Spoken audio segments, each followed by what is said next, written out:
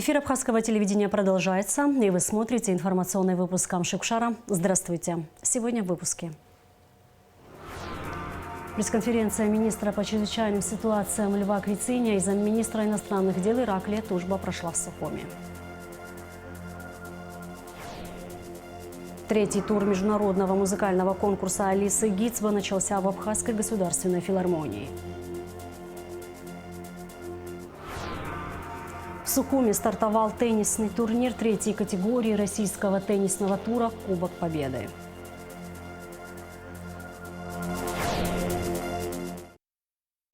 Вопросы гармонизации законодательства Абхазии и России обсудили Лаша Ашуба и Кристина Озган.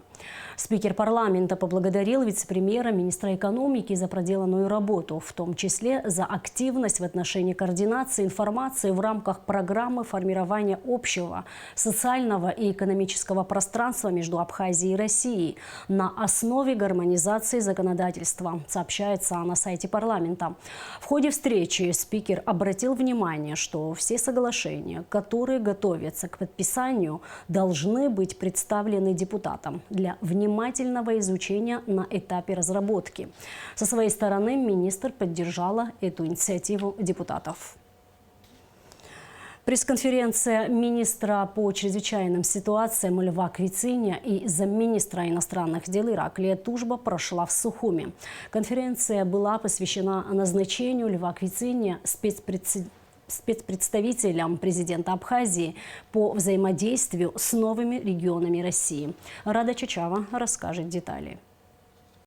Замминистра иностранных дел Ираклий Тужба, открывая пресс-конференцию, отметил, что в Абхазии придают важное значение взаимодействию с новыми регионами России – Донецкой и Луганской народными республиками, Запорожской и Херсонской областями. Взаимоотношения между нашими республиками, в частности ДНР и ЛНР, носят такой давний характер. На протяжении многих лет мы имели контакты, имели на разном уровне взаимодействия с представителями этих республик. Еще задолго до признания со стороны Абхазии у нас были контакты, наши делегации направлялись в эти республики для участия в различных мероприятиях, в том числе и торжественных. Мы попытаемся придать новый стимул развитию наших взаимоотношений с регионами Российской Федерации, в частности, с новыми регионами. Вы знаете, что ситуация там остается достаточно сложной.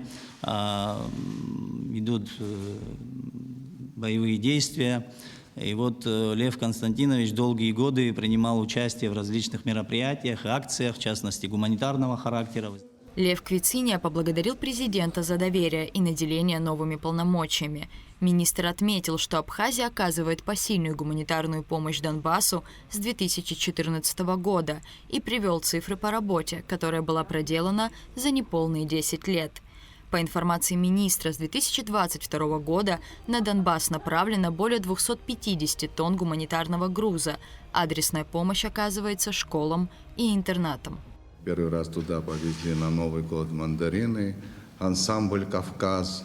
Конечно, тогда Донецк и Луганск, хотя бы моральная поддержка, они очень тепло это воспринимали. В Республику Абхазию с территории ЛНР было эвакуировано беженцев в количестве 55 человек, с территории Донецкой Народной Республики 77 человек, это по поручению президента Республики Абхазии. Операцию проводили МЧС Абхазии под руководством министра. В целом оказание гуманитарной помощи жителям Луганской и Донецкой Народной Республики в течение 2022 года на базе МЧС было сформировано и отправлен груз, состоящий из вещей, продовольствия, питьевой воды и различных товаров первой необходимости в общей сложности около 60 тонн. Также на базе МЧС Абхазии было сформировано и отправлено в ДНР груз весом около 20 тонн для граждан Республики Абхазия, принимающих участие в СВО в интернациональном батальоне «Пятнашка». Также, по словам министра, с 14 по 28 июня прошлого года 15 сотрудников МЧС Абхазии находились на территории освобожденных районов ЛНР и оказывали помощь в проведении аварийно-спасательных работ.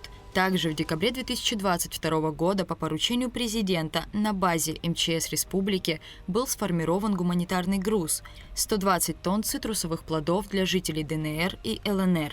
Как отметил Лев Квициния, с февраля 2022 года с территории ДНР были вывезены тела 10 граждан Абхазии, погибших бойцов батальона «Пятнашка».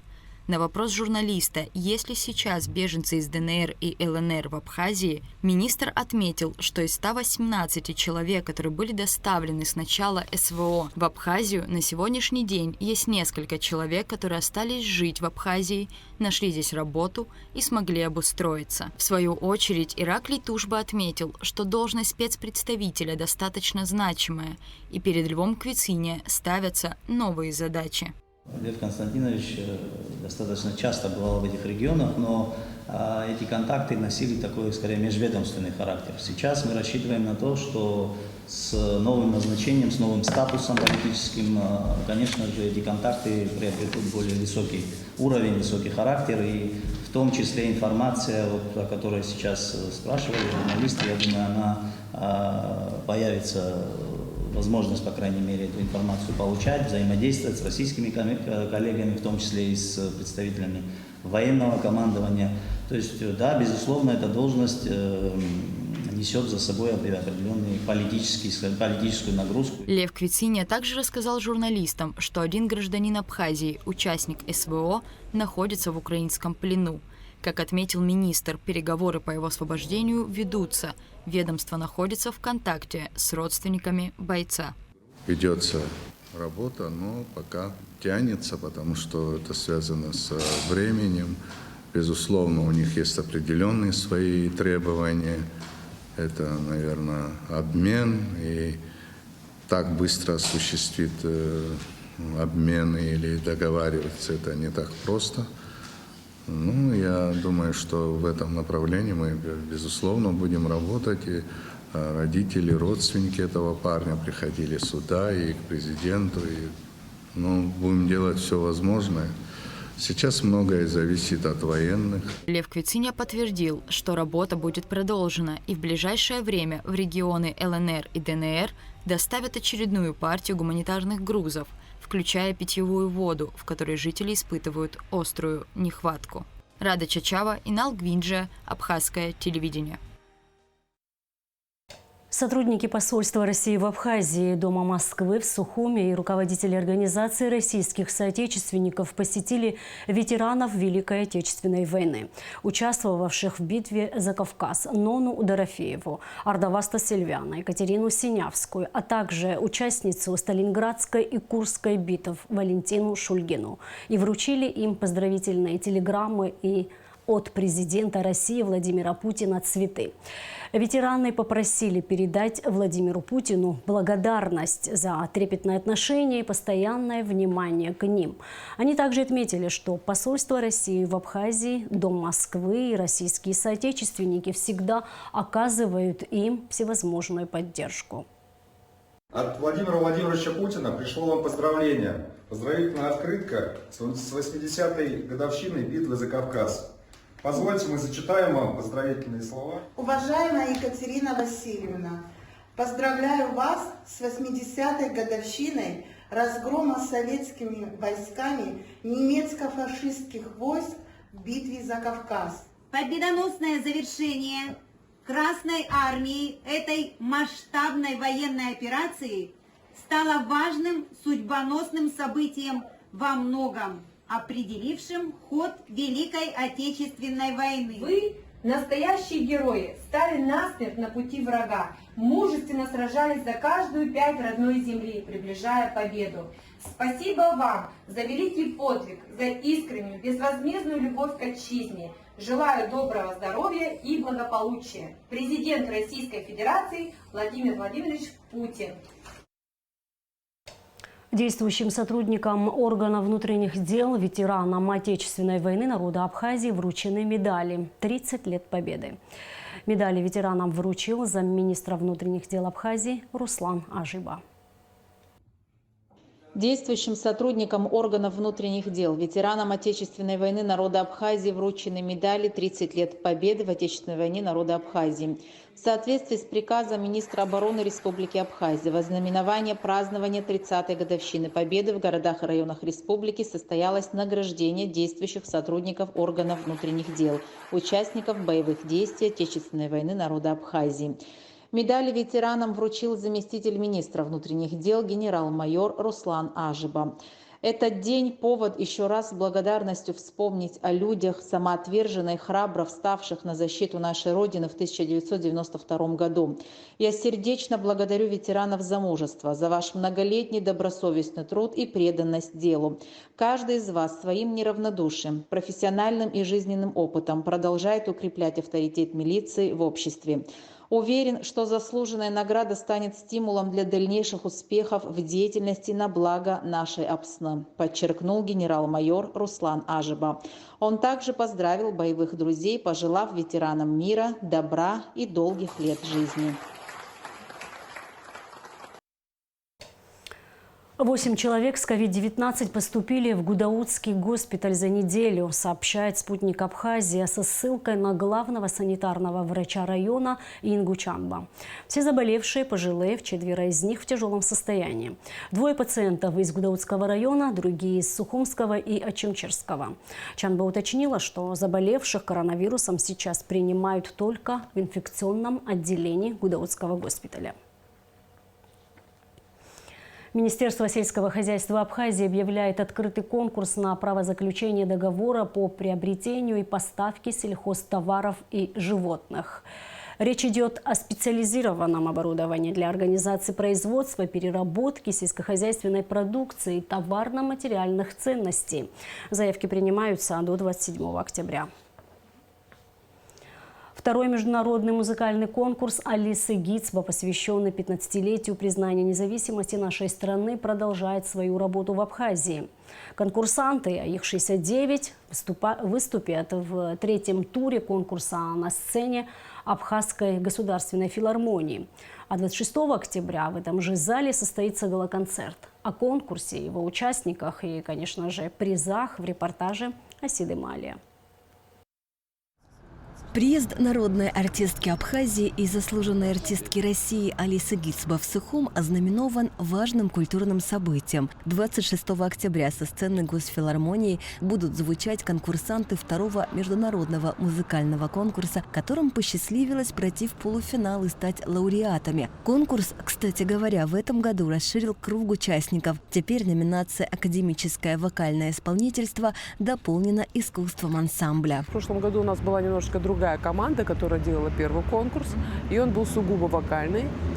Потом команда поменялась по разным причинам, но, скорее всего, главная причина – это то, что у них очень много своих собственных проектов. Они просто на мой проект очень много сил уходило и много времени. Тогда они уже должны были отказываться от каких-то своих проектов. Поэтому у нас команда поменялась. Тем не менее, конкурс международный, но он уже поменял свое название с вокального на музыкальный. География участников конкурса была настолько обширна, что решили проводить первый этап с помощью видеозаписи. Жюри, а это лучшие музыканты с безупречной музыкальной репутацией, получили 88 заявок.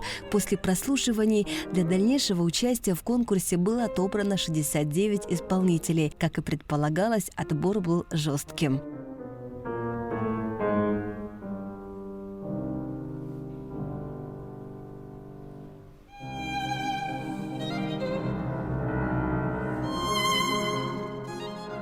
Ансамбли у нас были номинации: вокальные ансамбли, струнные ансамбли, камерные ансамбли. Всего на 3-й тур прошло 29 вокалистов. Очень жесткий отбор, потому что очень сильный уровень, очень. И ансамблей прошло 7. К сожалению, трио «Мелоди», вокальное трио, которое прошло на 3-й тур, приехать, к сожалению, не может. Там есть определенные проблемы, но тем не менее их участие зафиксировано, потому что мы все наши дни прослушивания 2-го тура транслировали онлайн ВКонтакте, в сообществе.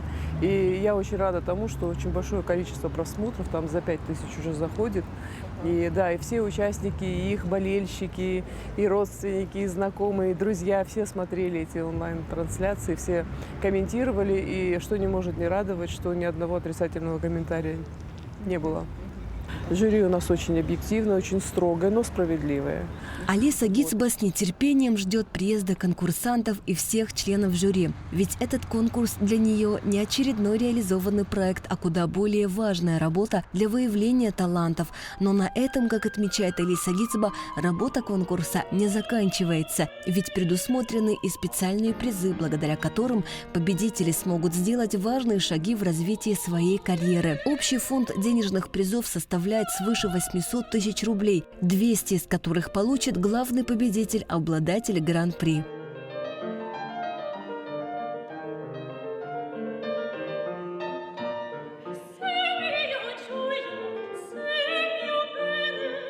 Мы делаем этот конкурс для чего? Для того, чтобы открыть новые имена и дальше помогать им продвигаться. Потому что я знаю по себе, молодой человек, только закончивший консерваторию, не имеющий никаких связей, никаких денег и спонсоров, да, пытается как-то открыть дверь в этот мир. Ну, двери бывают часто закрыты. И нужно как раз иметь кого-то, ну, продюсера или агента, который бы дальше работал уже над тем, чтобы это имя звучало, чтобы у человека была возможность показать себя на профессиональной сцене, расти, участвовать дальше в каких-то новых конкурсах, состязаниях.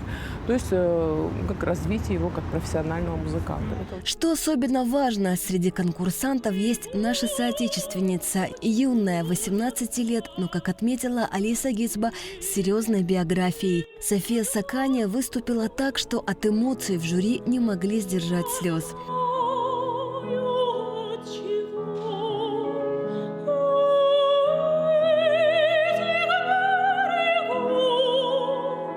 София Сакания, которую пока никто не знал до определенного времени в Абхазии. Она тихо-молком расцвела в Москве.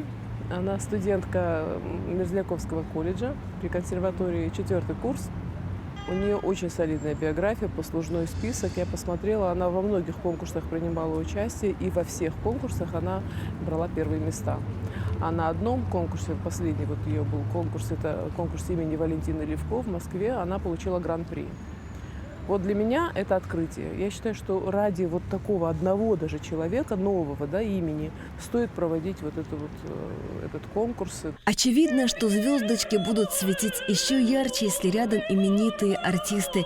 Ведь творчество – материя хрупкая и одновременно безграничная, всегда нуждается во всесторонней поддержке. Хотела бы выразить слова благодарности президенту Республики Абхазия за поддержку в реализации проекта, а также Министерству культуры. Что касается проекта Алисы Гицба, это уже второй проект, второй конкурс. Как мы надеемся, он будет ежегодным. Конкурс является международным, соответственно, мы поступательно расширяем горизонты, участников становится больше, непосредственно участников на будущее, я думаю, все-таки будет больше по количеству стран. Мы движемся, я думаю, в правильном направлении. На мой взгляд, имеет определенный смысл для того, чтобы наше будущее поколение, подрастающее поколение смогло себя проявить в области культуры и искусства, тем самым обогащая свои знания в этом направлении. Конкурс, учрежденный совместно с Москонцертом при генеральном спонсорстве корпорации «Росатом», несет как раз эту миссию. И в ближайшие дни со сцены Государственной филармонии имени Раждена Гунба будут звучать изумительные голоса и музыка. —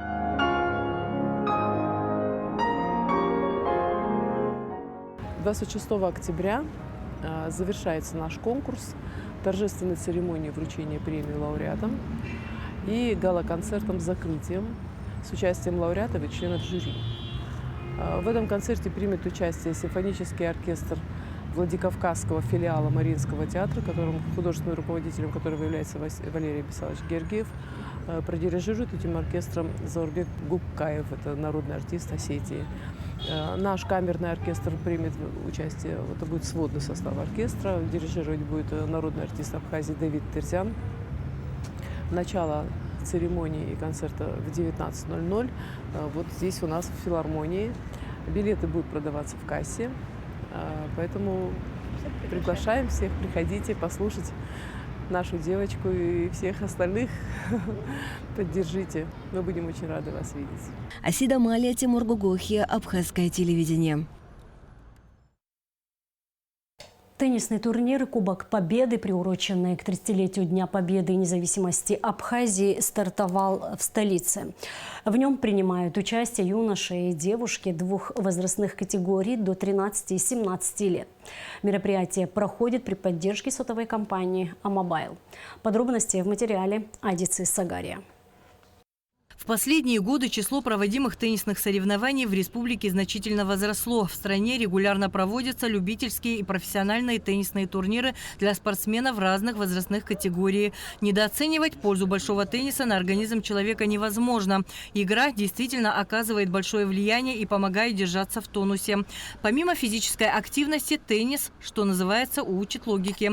Не зря этот вид спорта относят к интеллектуальным. Поэтому на вопрос, что развивает большой теннис, нельзя ограничиваться только тем ответом, что теннис развивает группы мышц. И это прекрасная возможность для спортсменов оттачивать мастерство и показывать игру не только в стране, но и далеко за ее пределами.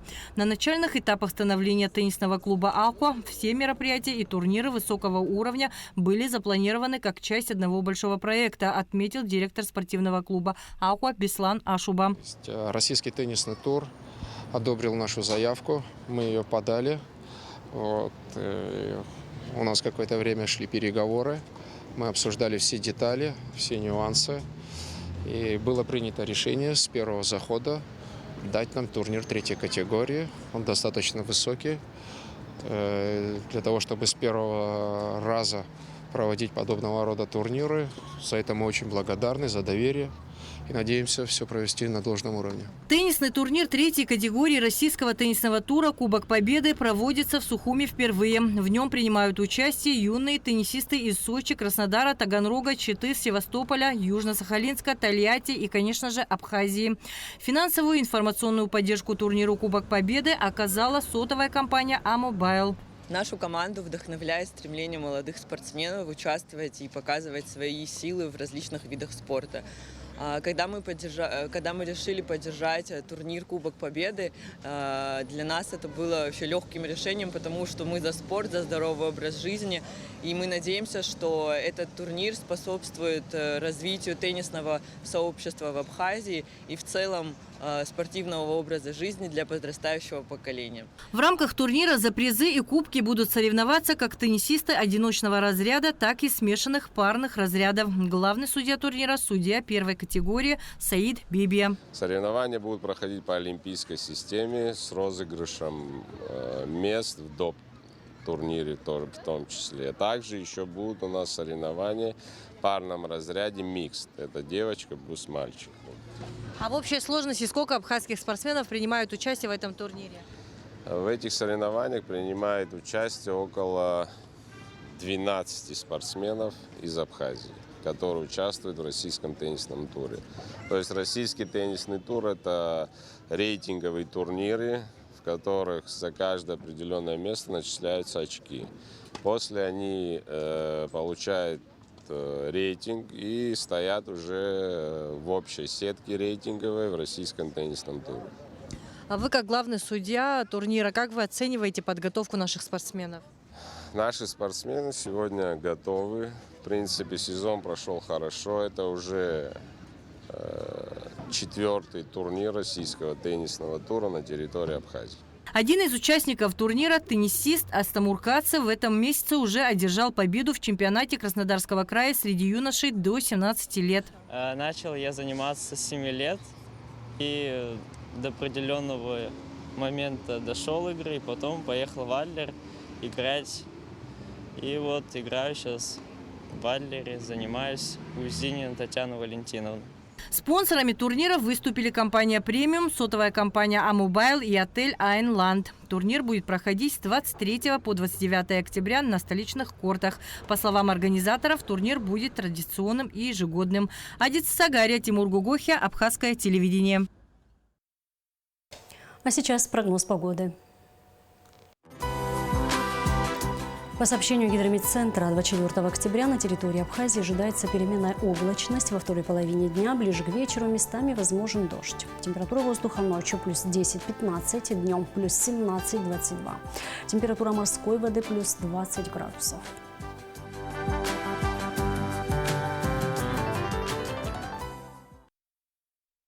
На этом наш выпуск завершен. Всего доброго и до встречи в эфире.